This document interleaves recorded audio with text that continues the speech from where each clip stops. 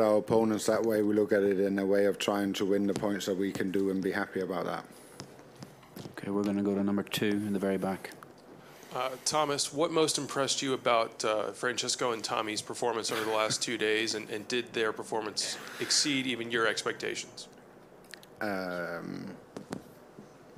I mean, what can you say? You know, there's not much you can say about it. It's a remarkable performance, and you know that pairing came out of long conversations with the two of them, and a relationship they built with each other over a long time, and they wanted to do this, and when they kind of both said that they were really keen on that pairing, you know, I started looking at facts and figures and everything that was built around them, and you know, speaking to the stats guys and vice captains, there was never any red flags with the two of them, so I thought, well, okay, we'll give it a go, but from there to what they done is you know, it's pretty remarkable.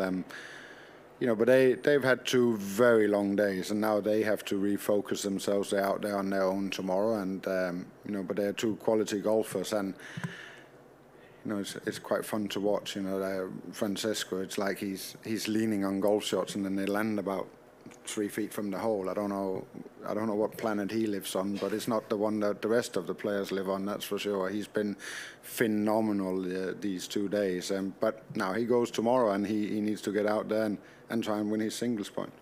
Number 3 in the middle.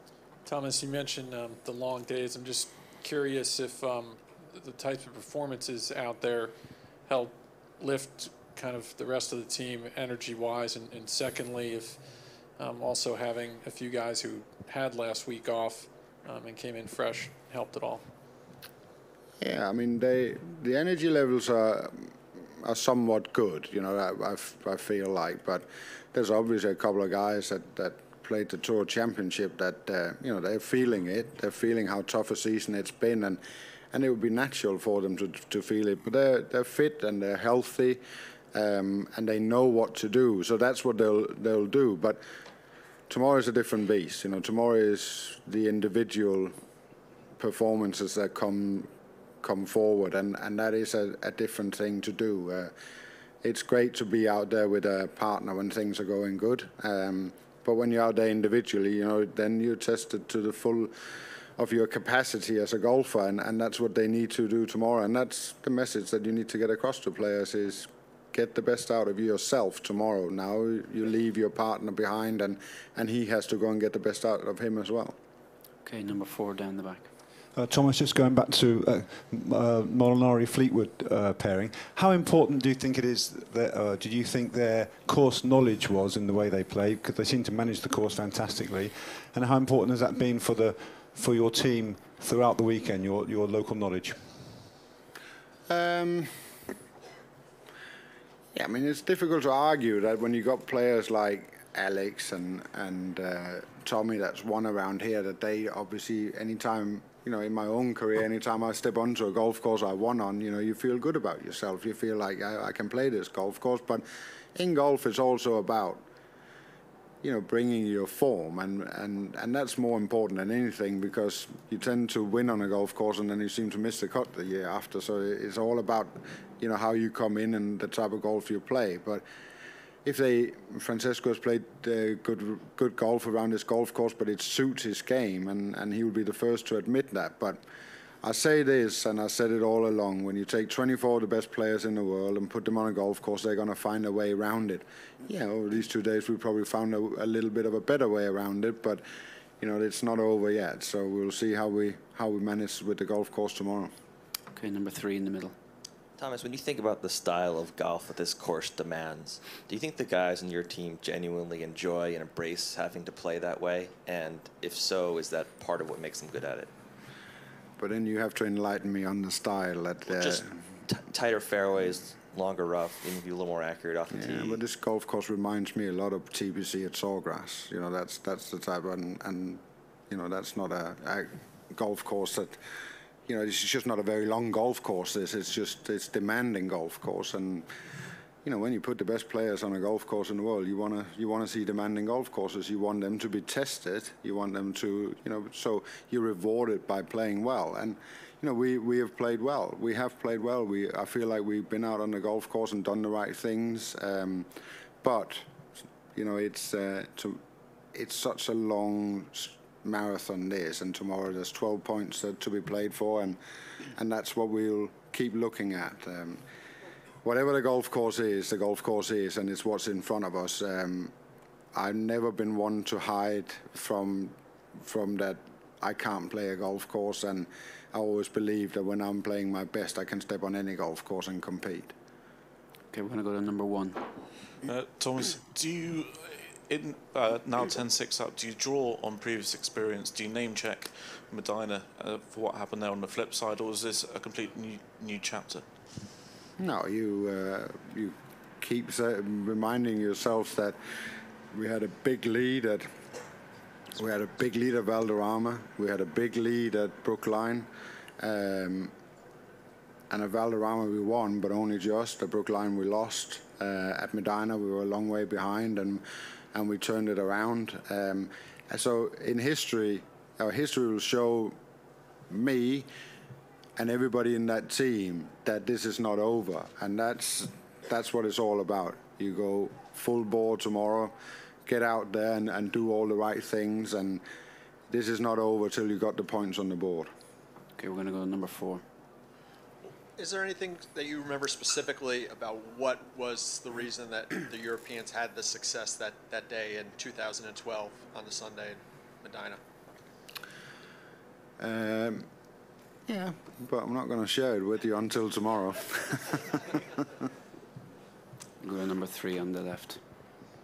Yes. Your decisions today meant that Torbjørn Olesen was the only European to only play one match before the singles. What was your reasoning behind that? You know, I really wanted to get everybody on the golf course every day, and but a couple of things, you know, turned out. I probably really didn't anticipate to having Francesco and Tommy on the golf course the way I did, but you know, things happen, and then you keep going with that, and they were so keen, and they felt healthy, they felt fit, and then you end up in a situation where that's the case. That was a really, really hard decision for me. He's one of my dearest friends. But you have the conversation with him, and you know, I go back to 1997. You know, I sat in that team room on Friday night, and you're looking at Sevi, and I could see that he didn't really want to put me out there, but he did. And you go out and try and do the best with what's in front of you, and then you go and try to do well in the singles. And that's just what happens sometimes in the Ryder Cup, that you come in and you're playing all right and you're doing the right things, and when you're a rookie you end up playing 2 games. That's just the nature of the beast, and that's hard for the captain, but it's hard for the player. But Torbjørn is a you know, he's a good egg, and he's a boy that will turn this around, and you know, he might go out and show his old Danish friend that he was wrong tomorrow. Okay, I believe we have the singles just out, fresh off the press, and I'll call them out for you, Thomas, as you consider. Rory McIlroy versus Justin Thomas, Paul Casey versus Brooks Koepka, Justin Rose versus Webb Simpson, John Rahm versus Tiger Woods, Tommy Fleetwood versus Tony Finau, Ian Poulter versus Dustin Johnson, Thorbjørn Olesen versus Jordan Spieth, Sergio Garcia versus Ricky Fowler, Francesco Molinari versus Phil Mickelson, Tyrrell Hatton versus Patrick Reed, Henrik Stenson versus Bubba Watson, and Alex Noren versus Bryson DeChambeau. Thomas, can you give us your thoughts and your opinions on, or why you went for those pairings?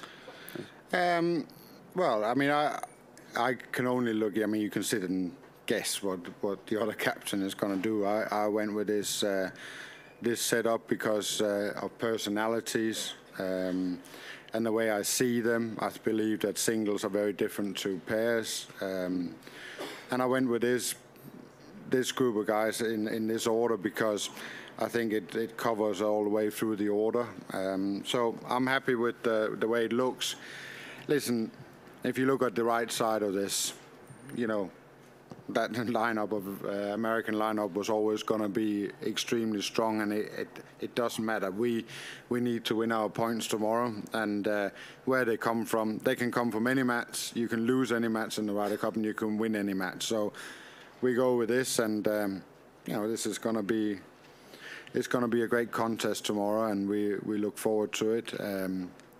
All we really want to do right now is get back to the team room and see Liverpool's equalised, to be honest. Thank you, Thomas. We'll move to number 1 over here on the right.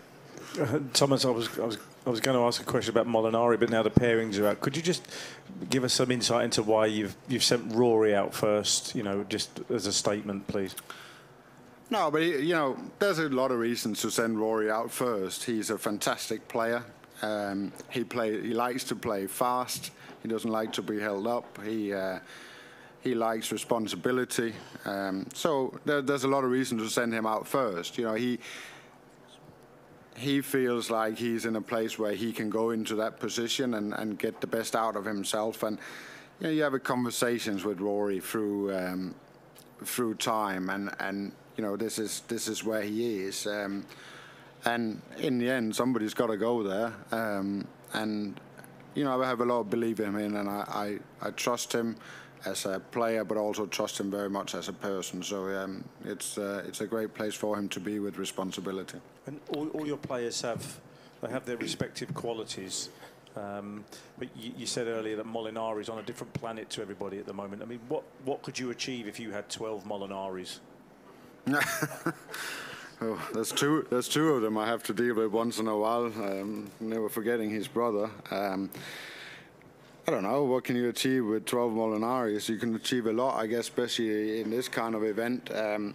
But you know, I don't like putting Francesco in a position where, you know, this is a team effort. This is 12 players, and we do this together. And I keep saying to you guys that this is not a question of just the guys that's on the golf course winning the points, because the guys that win the points on the golf course, they do that because of the environment that they are in, and that's what this team is about. We've been playing with 8 in every session, but it's about 12, and we felt like we've been the whole team on the golf course in every session. And that's what we need to do tomorrow. We need to get out there, and every single one has to deliver. But this is a different kind of thing. This is the 12 individuals and what they do every week as a professional golfer. This is what they have to, that perspective they have to deliver from tomorrow. So it's different tomorrow. But, you know, if any professional golfer would like to play the way Francesco's played over the last 2 days. Okay, we'll go to number 2 in the front. Yeah. Question coming back to this. You did a great job with keeping the momentum in the morning coming out. How do you see things going into tomorrow? Because the red did come back a little bit today.